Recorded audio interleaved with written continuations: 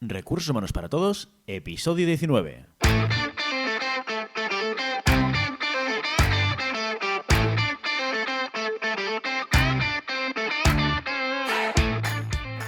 Bienvenida y bienvenido a Recursos Humanos para Todos, tu podcast semanal sobre recursos humanos. Podcast que podrás encontrar en iVoox, Spotify y iTunes, y en nuestra página web www.sdhumancapital.com, donde también encontrarás más contenido en nuestro blog e información sobre nuestros servicios. Este podcast está pensado para profesionales de recursos humanos, gerentes o jefes de equipo, y podrás encontrar técnicas, consejos, ideas, conceptos y noticias sobre la gestión de personas, eso sí, con un enfoque práctico y aplicable. Mi nombre es Guillermo, socio en SD Human Capital, y hoy te voy a acompañar en este episodio.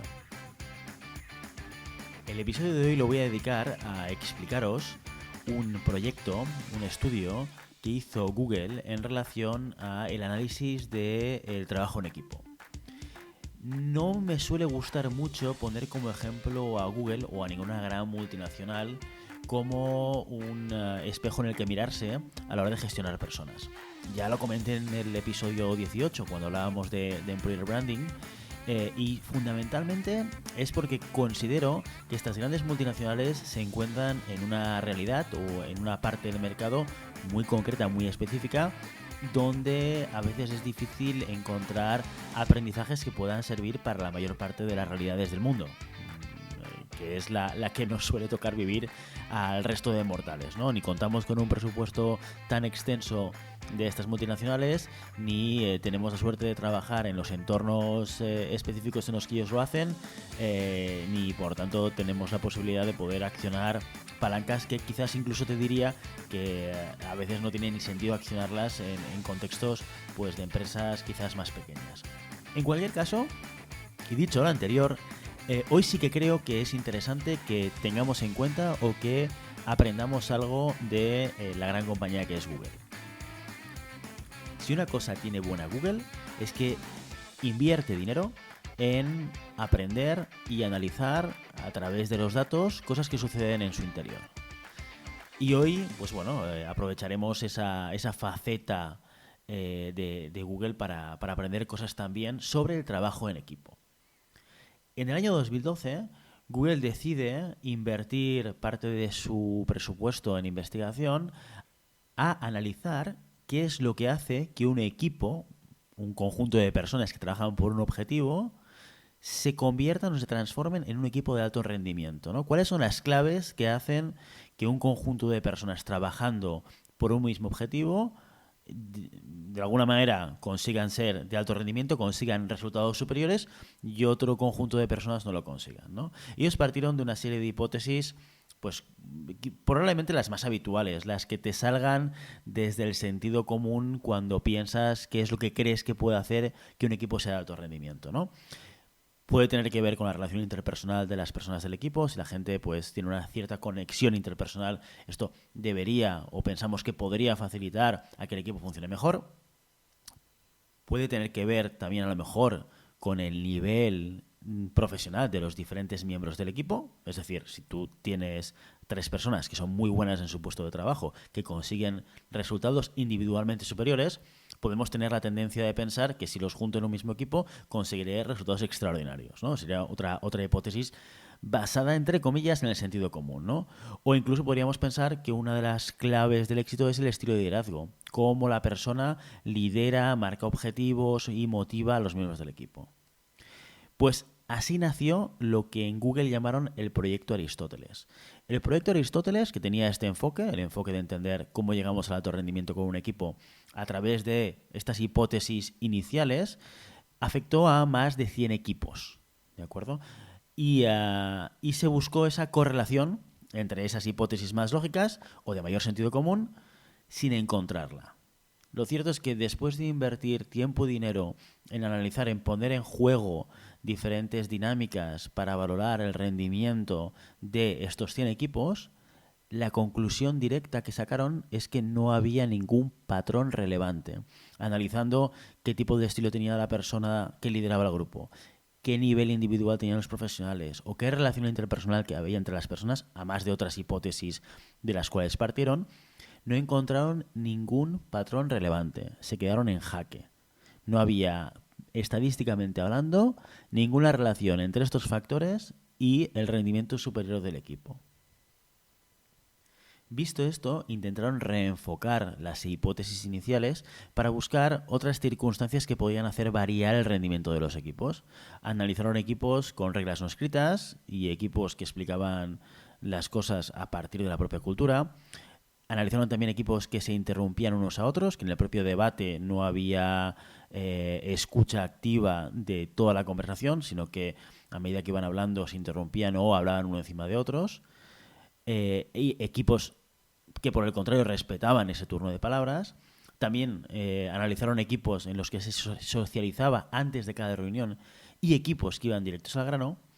Y todo este análisis llevó a la conclusión de que entender e implementar las normas de equipos era la clave de mejorar los equipos. La gran pregunta era, ¿cuáles son las normas que más facilitan el desempeño? Y a esta pregunta, la misma respuesta que al inicio del estudio. No aparecía ningún patrón claro. De hecho, en algunos aspectos aparecían demasiados patrones y a veces incluso contradictorios. En este punto voy a hacer un salto en el tiempo. Me voy a trasladar al 2008, 4 años antes de que Google iniciase ese estudio, el proyecto Aristóteles. Momento en el cual unos psicólogos de diferentes universidades, del Carnegie Mellon, del MIT, del Massachusetts Institute of Technology y del Huron College, reclutaron a 699 personas para analizar la inteligencia colectiva, cómo funcionaba o cómo se medía el nivel de inteligencia de los grupos, no de los individuos, sino de los grupos, ¿no? Conclusiones interesantes de este estudio. Primero, que los grupos que funcionaban bien la primera vez solían hacerlo bien las siguientes veces, mientras que los que desempeñaban mal la primera vez tendían a volver a performar mal. Y en segundo lugar, que la manera en la que los miembros eran tratados afectaba directamente al desempeño del grupo.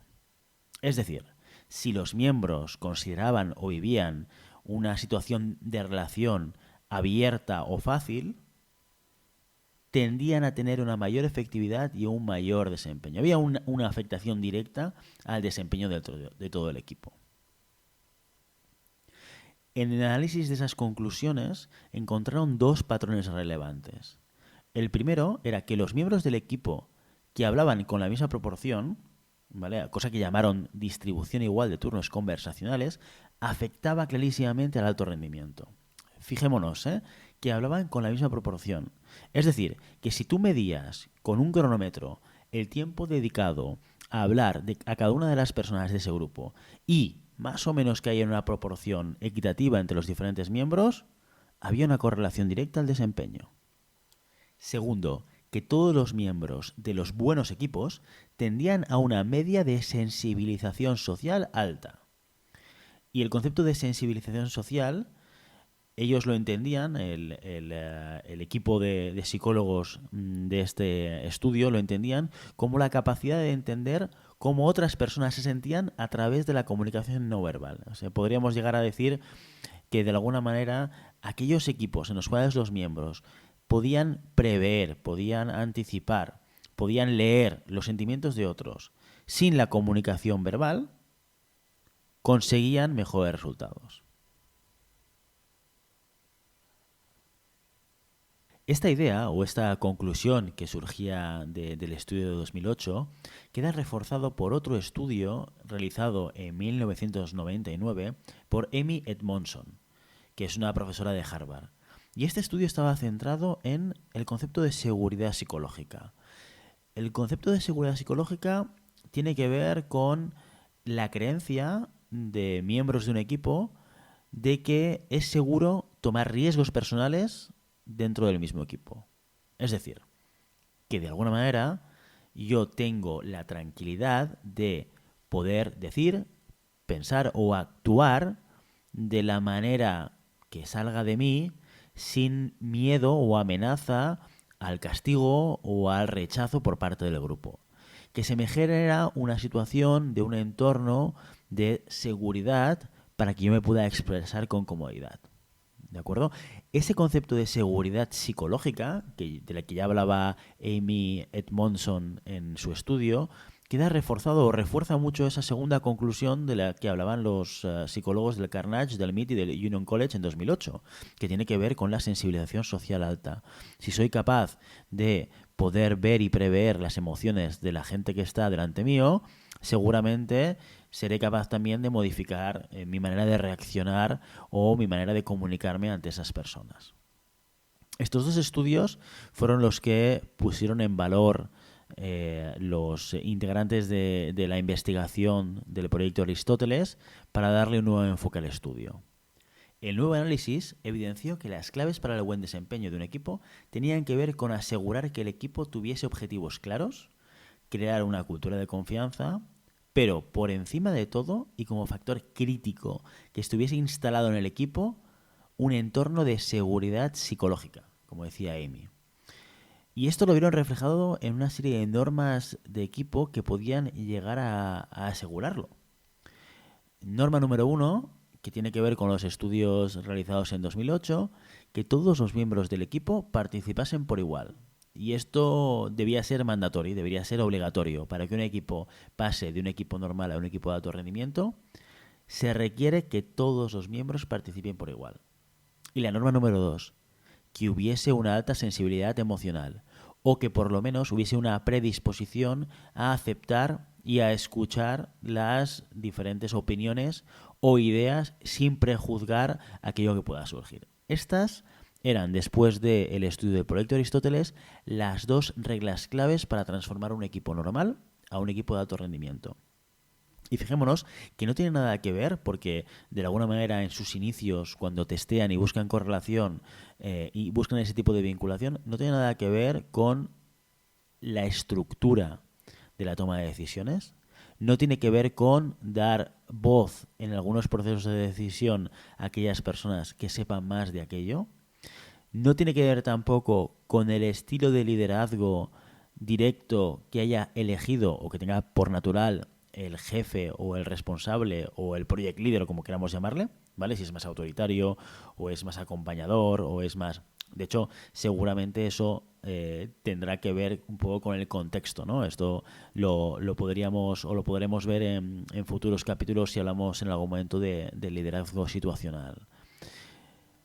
Pero que sobre todo, e independientemente de todo lo anterior, sean las reuniones estructuradas y con guión o desestructuradas, sean las sesiones que empiecen con un mayor tiempo dedicado y enfocado a la relación interpersonal o que vayan directos al grano, da igual.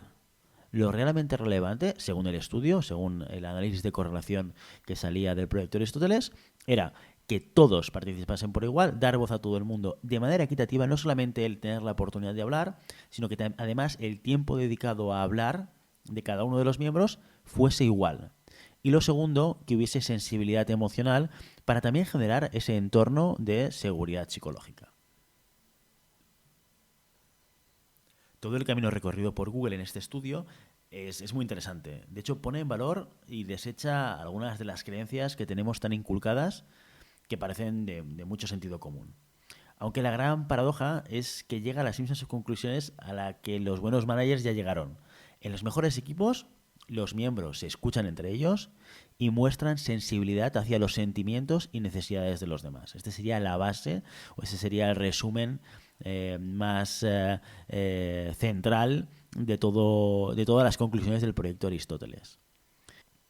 Si queréis profundizar en el proyecto Aristóteles y encontrar información de origen, os recomiendo un artículo publicado en el New York Times en febrero del 2016. Os dejaré el enlace en las notas del programa y algún otro artículo o enlace, por ejemplo el estudio de Amy Edmondson, al que hacía referencia sobre seguridad psicológica, o algunos artículos del propio Charles Duhigg, que es el que escribe el artículo en el New York Times respecto al proyecto Aristóteles. Como veis y como os decía al principio, aparte de todo lo que no podemos aprender de Google para aplicar en nuestro día a día, por estar muy lejos de nuestra propia realidad, en el día de hoy os traigo unas conclusiones que podéis aplicar mañana mismo en vuestros propios equipos. Os animo a que lo intentéis Aplicar estas dos normas es algo que podéis hacer mañana mismo sin ningún tipo de esfuerzo suplementario. Y sobre todo fijaos que aquí una gran parte del peso del éxito es la sensibilidad y el darnos cuenta de cómo se sienten los demás con respecto al propio equipo o a las cosas que suceden. Como jefes de equipo, como líderes, debemos ser nosotros los que facilitemos esos entornos de seguridad psicológica, esos entornos y esos espacios en los cuales la gente pueda decir lo que piensa o las ideas que tiene. Y como profesionales de recursos humanos, tenemos que intentar transmitir a los jefes de equipo esa necesidad. La necesidad de poder generar la seguridad y la tranquilidad de que la gente que forma parte de un equipo puede decir lo que piensa y que además tiene derecho a poder ocupar ese espacio de opinión o ese espacio en el que compartir qué es lo que piensan en cada momento. Si no, nos estaremos equivocando. Si no, de alguna manera lo que nos dice Google es que la transformación de conseguir resultados normales a conseguir resultados extraordinarios estará lejos de nuestro alcance. Y hasta aquí nuestro episodio de Recursos Humanos para Todos. Os invito a que os pongáis en contacto con nosotros, nos deis vuestra opinión y nos sugiráis temas o preguntas concretas. Lo podéis hacer a través del email rrhhparatodos@sdhumancapital.com o a través de la página de contacto en sdhumancapital.com/contacto. Si el contenido de este podcast te gusta, no te olvides suscribirte, darnos 5 estrellas en iTunes y un me gusta en iVoox o Spotify. Igualmente recuerda que puedes encontrar más contenidos, noticias y recursos en nuestra web corporativa sdhumancapital.com. Muchas gracias por todo, por tu tiempo, por tu atención y por tu interés en estos temas sobre gestión de personas. Nos escuchamos en el próximo episodio. Hasta entonces, ¡feliz semana!